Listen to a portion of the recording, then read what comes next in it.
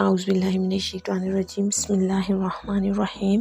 السلام علیکم ناظرین، آپ دیکھ رہے ہیں اسلامک پوسٹ۔ امید ہے آپ سب خیریت سے ہوں گے۔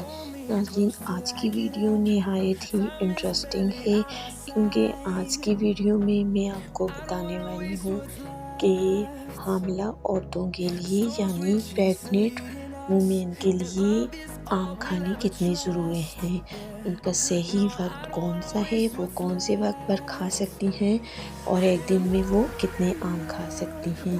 تو ناظرین، یہ سب جاننے کے لیے ہمارے ساتھ آخر تک رہیے گا۔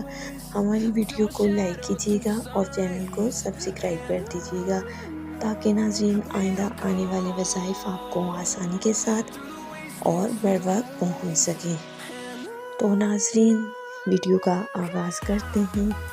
ناظرین، آج کل چونکہ گرمیوں کا موسم ہے اور پھلوں کا بچہ یعنی آم کی آج کل آمد ہے۔ ناظرین، آم ہر ایک کے دل کو بھاتا ہے اور یہ ایک بہت ہی مزیدار اور میٹھا پھل ہے۔ ناظرین، آم کئی غذائی اجزاء اور معدنیات سے بھرپور ہوتے ہیں، اور کیا یہ آپ کے بچے کی صحت کے لیے اور آپ کی صحت کے لیے فائدہ مند ہیں یا نہیں؟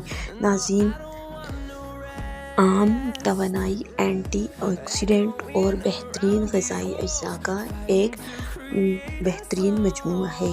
تو ناظرین، وہ عورتیں جو پریگننٹ ہیں وہ آم کھا سکتی ہیں، لیکن ان کے لیے ایک سے زیادہ یا 2 آم کھانے چاہیے، اس سے زیادہ نہیں کھانے چاہیے، کیونکہ اس میں وافر مقدار میں چینی ہوتی ہے جو آپ کے لیے نقصان دہ ثابت ہو سکتی ہے۔ اس کے علاوہ آم میں فولک ایسڈ ہوتا ہے جو کہ بچے کی ذہنی، دماغی اور ریڑھ کی ہڈی کے لیے بہت زیادہ مفید ہے۔ یہ نظام انہضام کو بہتر کرتا ہے اور ہڈیوں کو مضبوط کرتا ہے، بچوں کے بالوں کے بننے میں اہم کردار ادا کرتا ہے، اور یہ چہرے پر گلو کرتا ہے، یعنی بچے کی سکن اچھی ہوتی ہے اور حاملہ عورت کی سکن بھی اچھی ہوتی ہے۔ اس کے علاوہ اس میں بہت سارے غذائی اجزاء شامل ہوتے ہیں جو کہ ایک عورت کی غذائی ضرورت کو پورا کرتے ہیں، اور آئرن کی بھرپور مقدار ہوتی ہے جو کہ خون کی کمی کو دور کرتے ہیں۔